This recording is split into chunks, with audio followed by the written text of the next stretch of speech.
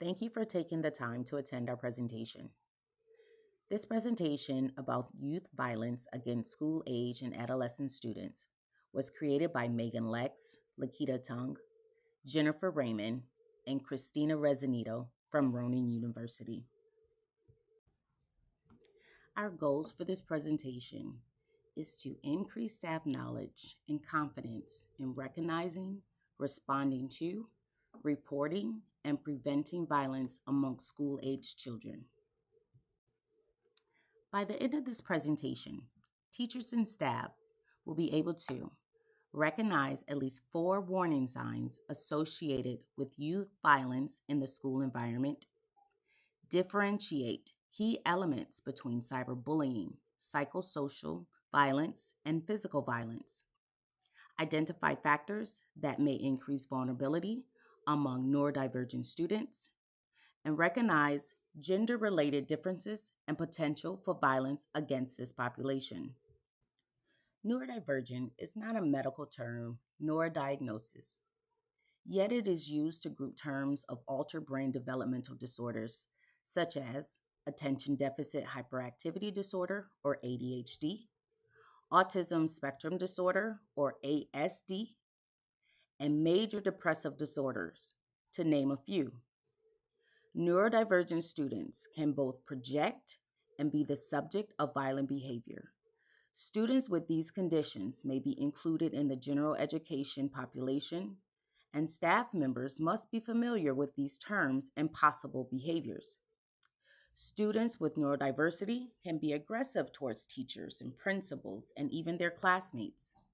Behaviors such as hitting, biting, and destroying the classroom can be displayed when neurodivergent students get triggered by change in routine or the basic inability to express themselves when being overstimulated. Research suggests that students with ASD may be the victim of violence rather than the perpetrator of it. Still, students with ADHD and major depressive disorders may harbor threats of extreme violence against others and forms of aggression when overstimulated or forced to change a routine they have been accustomed to. It is known that violent behavior amongst children is a global public health concern. Often, violent behavior can be a sign of emotional trauma, abuse, neglect, or from a diverse brain function in children.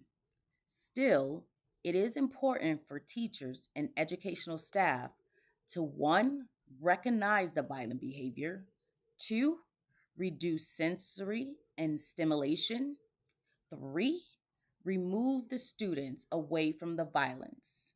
Next, report the incident and make necessary recommendations to the administration and student parents in efforts to maintain safety in school settings. Cyberbullying is the use of electronic communication, such as social media, text messages, gaming platforms, email, websites, or apps to harass, threaten, embarrass, or intimidate another person. Unlike traditional bullying, cyberbullying can occur 24 hours a day. It can spread rapidly to a large audience and leave a permanent digital footprint. Excessive use of cell phones, social media, or online gaming can increase a student's exposure to negative online engagement. Limit, Limited parental supervision and inconsistent rules of technology and social media use may allow students to have more exposure to inappropriate or harmful online interactions. Parental influence remains a critical factor in shaping their behaviors and mitigating online risk. And cyberbullying frequently takes place at home, where parents have more direct control over adolescents and access to electronic devices. Digital literacy and knowledge of online safety can also help students recognize inappropriate behavior, protect their personal information, and understand when and how to report cyberbullying. Changes in technology use can also provide important clues. A student may suddenly delete their social media accounts or become reluctant to use their phone, computer, or other electronic devices. On the other hand, some students may become increasingly focused on their devices and compulsively check messages or social media because they are worried about what others are saying about them. Psychosocial violence is when a child is hurt emotionally or socially by the words or actions of others. So, what would this actually look like in a school environment? Examples include name calling, threatening a student, spreading rumors, embarrassing someone in front of other students, intimidation and or harassment. It can also involve friendships, such as trying to turn other students against someone or purposely isolating them.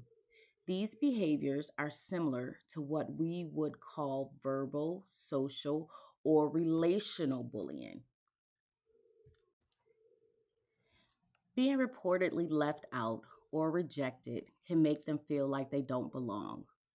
Over time, they may become less trusting of others or have difficulty maintaining friendships. You might see this in the way they interact with their peers.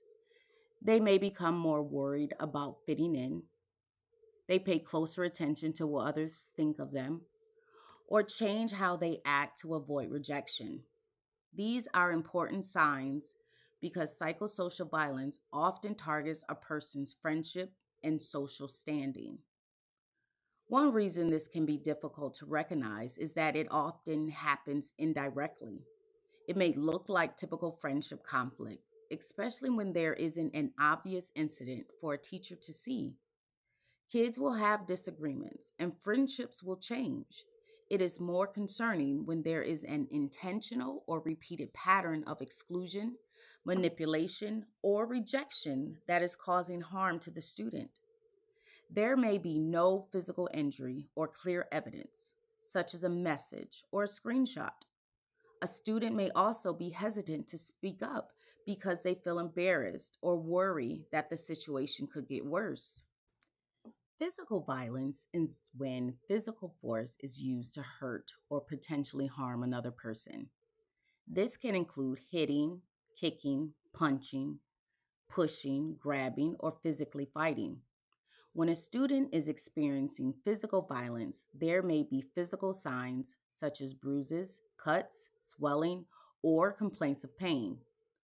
We may also notice a student avoiding a certain area or activity, or even acting more fearful than usual.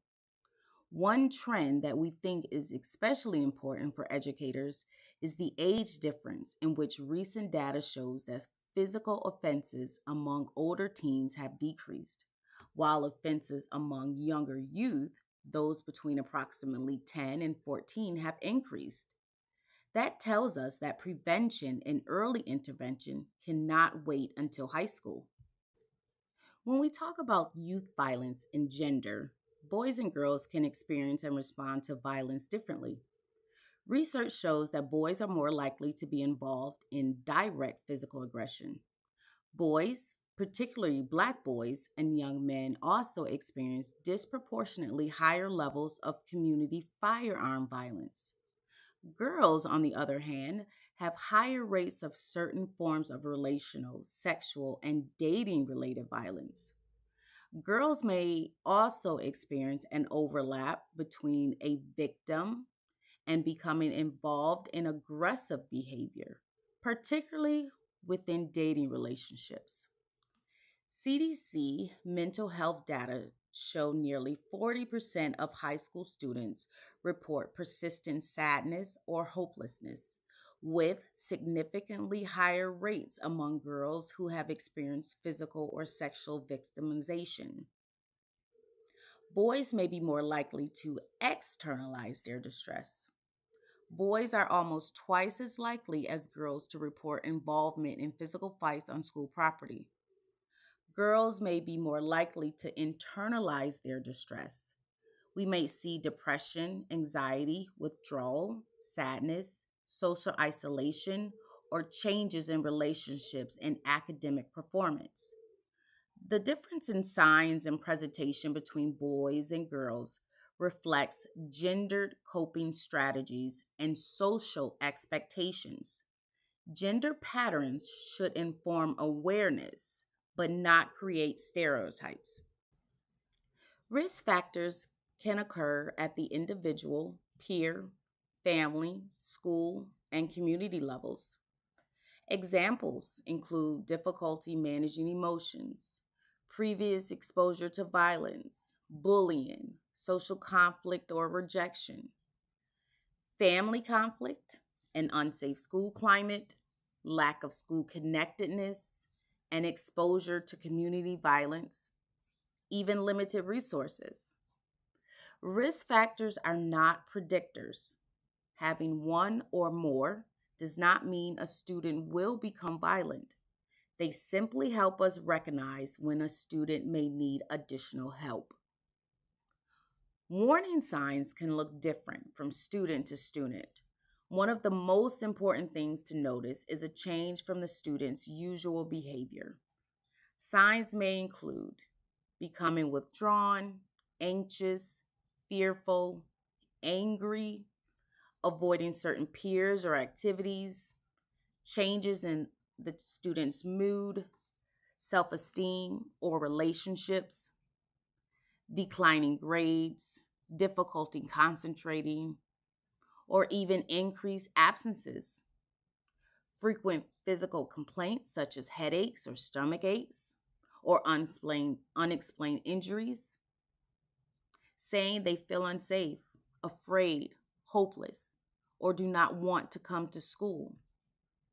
One sign does not mean a student is experiencing violence. Look for new or ongoing changes, patterns, or several concerns all put together. Our role is to notice, listen, and connect students with support, not to diagnose. Prevention starts with creating a school environment where students feel safe, supported, included, and connected. Protective factors include supportive adults, positive peer relationships, school connectedness, clear and consistent expectation, strong anti bullying policies, safe ways to report concerns, skills for managing emotions and resolving conflict, adequate supervision, and effective anti bullying programs can also reduce opportunities for violence and bullying. Rather than labeling a student based on behavior, acts. What might this behavior be communicating? And what support might this student need? When a student reports violence, the adult response matters. Remain calm and avoid blaming the students. It's as easy as saying, I'm glad you told me. I want to make sure you are safe, and I'm going to get you the help and the support you need. Staff should not promise absolute confidentiality, but explain that the information will be shared to whoever needs to know to keep the student safe. Staff should not have the student confront the other classmate or perform their own investigation. A simple way to think about the response is to listen, ensure safety, clarify, report or refer, and follow up. First, listen. Take the student seriously and give them a chance to explain what is going on. We want to listen and understand the concern without making assumptions. Next, think about safety. The first question is this student safe right now? Is there an immediate concern that needs to be addressed right away? Then clarify what happened by asking simple questions. The goal is to understand the concern and connect it to the appropriate people. Almost always, this would be the principal rather than trying to handle it ourselves. From there, we report or refer based on the school or district process. Depending on the concern, That may involve an administrator, counselor, school nurse, child services, or the police. Following the school's specified procedures is important when responding to concerns involving student safety. And then we follow up. Once the concern has been brought forward, we want to continue checking in with the student and make sure they have the support they need. Remember, violence is more than physical. Cyberbullying can follow students beyond school.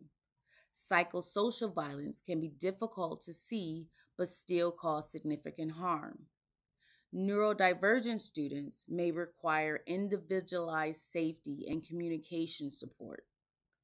Gender patterns should inform awareness, not stereotypes.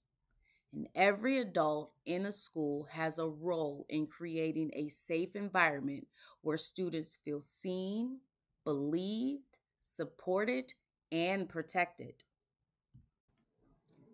We have included some helpful resources that you can check out. We will now open our presentation for any questions that you may have. If there are no other questions, thank you so much for your attention and time. Respectfully, Meghan, Keita, Jennifer, and Christina.